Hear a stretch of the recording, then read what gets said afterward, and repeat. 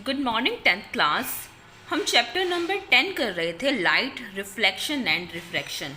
Name से ही clear है, ये चैप्टर दो पार्ट्स में डिवाइड था, रिफ्लेक्शन एंड रिफ्रैक्शन। रिफ्लेक्शन हमने अब तक पढ़ लिया था, अब हमें पढ़ना है रिफ्रैक्शन। स्पेलिंग में कंफ्यूज मत होना, वो रिफ्लेक्शन था और ये है रिफ्रैक्शन, REFRACTION।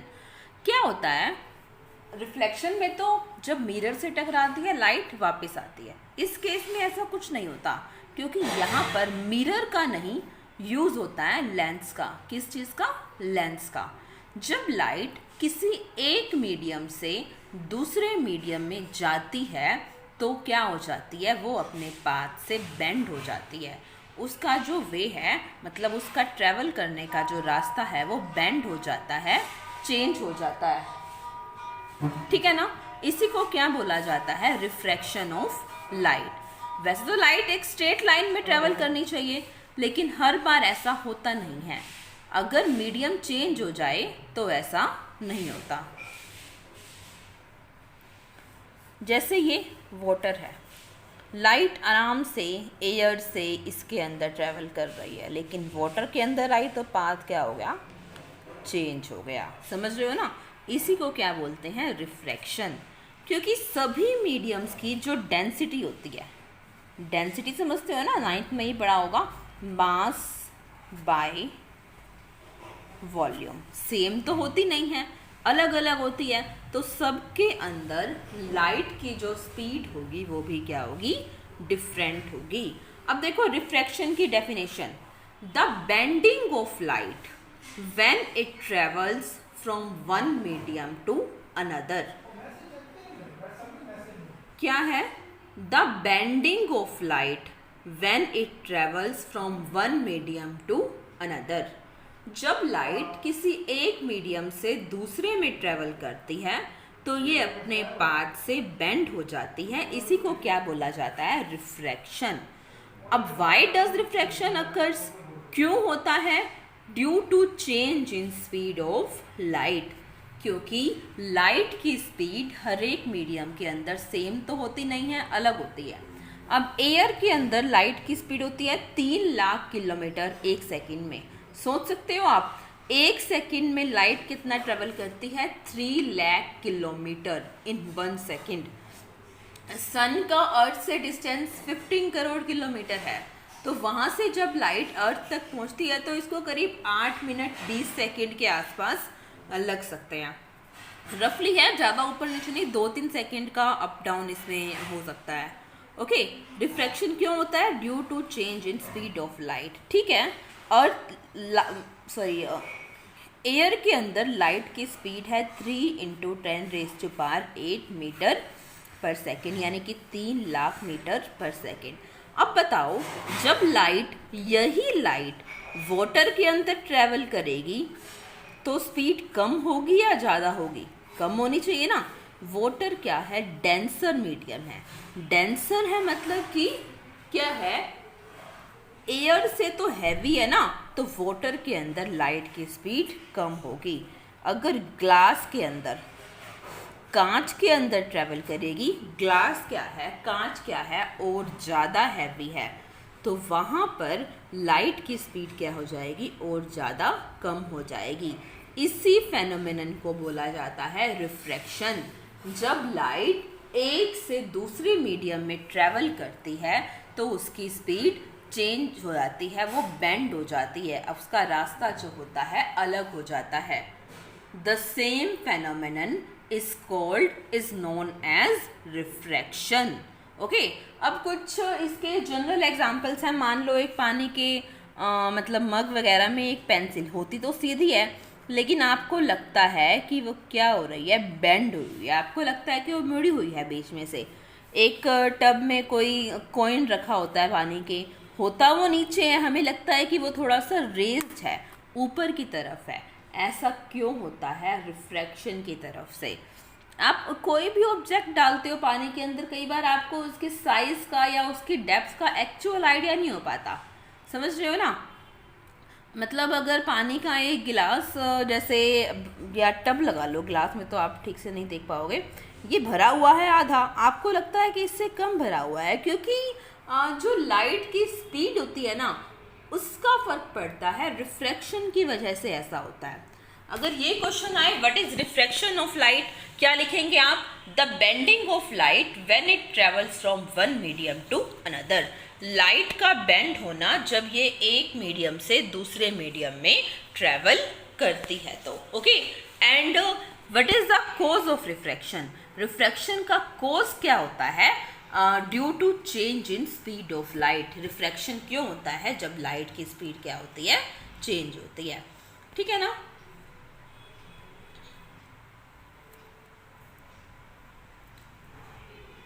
कुछ पूछना है किसी को यहाँ तक? आपको जो भी डाउट हो आप मुझे टेक्स्ट कर सकते हो।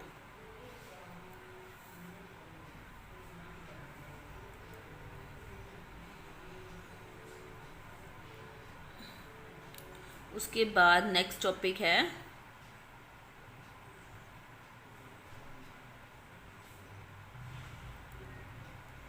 मैंने यही बताया जो मैंने आपको बता दिया।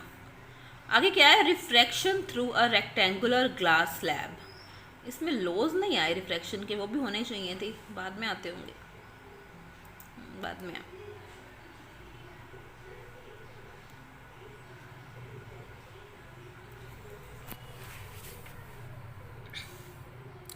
क्या है? Refraction through a rectangular glass slab.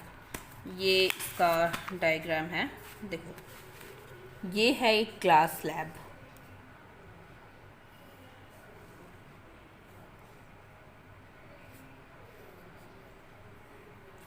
ठीक है, ये रे आई मान लो,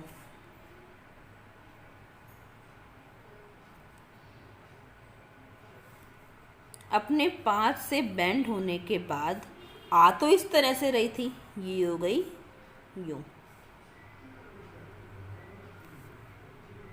ठीक है, जो रे आती है उसको बोला जाता है इंसिडेंट रे। क्या बोलते हैं उसको? Incident ray. रिफ्लेक्शन वाला याद रखो, उसमें इंसिडेंट रे बोलते थे, इसको भी, इसमें भी क्या बोलेंगे? Incident ray. और जो बीच में रे है इसको बोलते हैं रिफ्रैक्टेड रे। जरा सी बात है, अगर रिफ्लेक्शन था तो रिफ्लेक्टेड रे, रिफ्रैक्शन था तो रिफ्रैक्टेड रे। उसके बाद जब वो रे वापस आएगी अपने मीडियम में, वापस तो आएगी ना, ग्लास में थोड़ी बड़ी रहेगी वो, इस रे को बोला जाता है इमर्जेंट रे। क्या बोला जाता है इसको? इमर्जेंट रे। ठीक है, ध्यान से सुनिए, ये डायग्राम इंपॉर्टेंट है। ये वाली रे इंसिडेंट रे, उसके बाद ग्लास के अंदर एंटर करते ही वो अपने पाथ से बेंड हो गई। कौन सी रे बन गई वो? रिफ्रैक्टेड रे। जब वापस आई अपने पाथ के अंदर, एयर के अंदर, वो कौन सी बन गई? इमर्जेंट रे। इंसिडेंट रे, रिफ्रैक्टेड रे एंड इमर्जेंट रे। ओके, जैसे इंसिडेंट और रिफ्लेक्शन के बीच में एक नॉर्मल होती है, वैसी ही एक नॉर्मल लाई करती है इंसिडेंट और रिफ्रैक्टेड के बीच में भी। ये रहा नॉर्मल। ये क्या हो गया? Angle of incidence. कौन सा एंगल हो गया? Angle of incidence. Incident ray और नॉर्मल के बीच में है। ठीक है, अब ये तो नॉर्मल है, समझ रहे हो ना? ये नॉर्मल थी, ये क्या है? रिफ्रैक्टेड रे। अब इंसिडेंट और रिफ्रैक्टेड, सॉरी, नॉर्मल और रिफ्रैक्टेड के बीच में कौन सा बन गया? Angle of refraction. जब तक आप एंगल नहीं बनाओगे तो डायग्राम इज नो वर्थ। वैसे यहाँ पर भी एक रे लाई करेगी नॉर्मल। अब ये रिफ्रैक्टेड है तो फिर ये देखो, ये क्या है? रिफ्रैक्टेड रे। या अभी यहाँ तक तो कुछ चेंज नहीं हुआ ना, ये नॉर्मल, तो इनके बीच वाला एंगल भी एंगल ऑफ रिफ्रैक्शन। पहले वाला याद होना चाहिए आपको, जो भी एंगल बनाते हैं वो नॉर्मल के साथ बनते हैं। अगर इंसिडेंट रे बनाएगी तो एंगल ऑफ इंसिडेंस, अगर रिफ्रैक्टेड रे बनाएगी तो एंगल ऑफ रिफ्रैक्शन।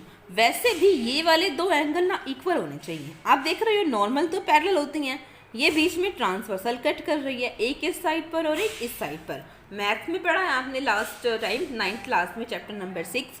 कौन से एंगल होगा ये? हाँ, very good, alternate interior angle. अब ये वाली, ये नॉर्मल, ये इमर्जेंट रे, क्या बन गया? Angle of emergence.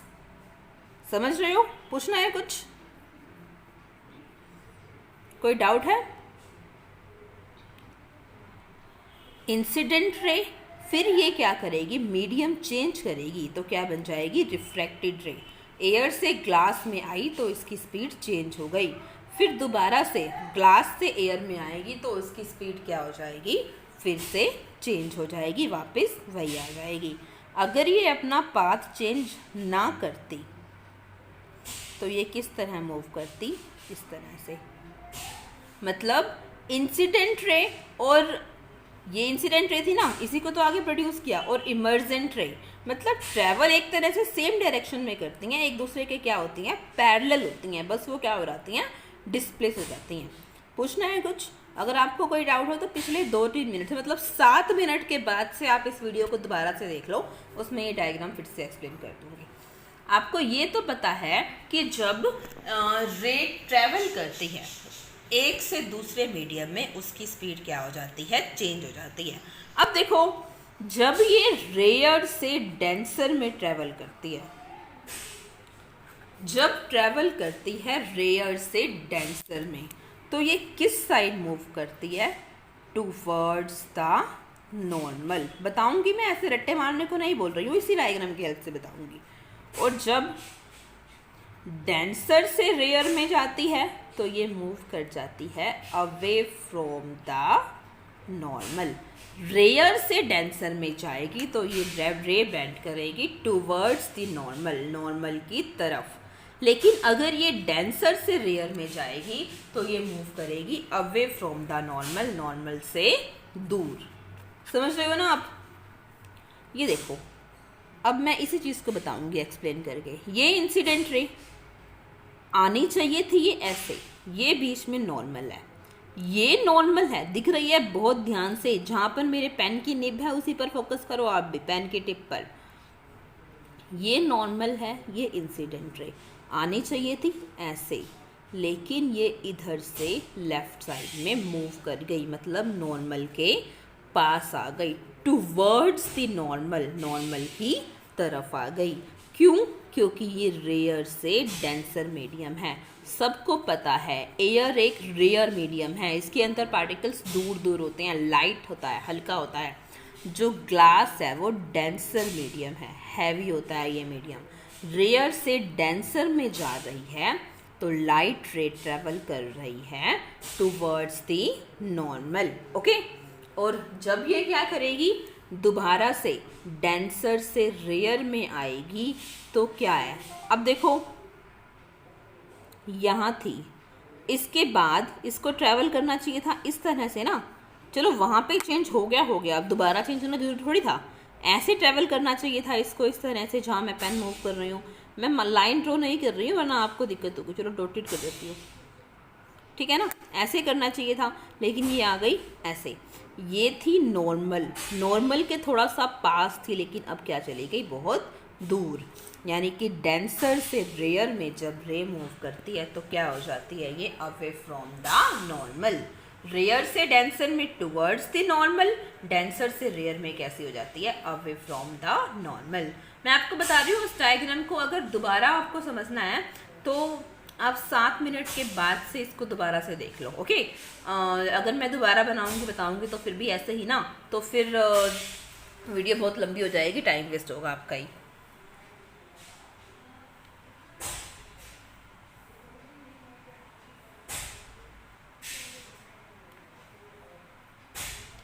Okay, next part में आपको अभी थोड़ी देर में सेंड कर रही हूँ।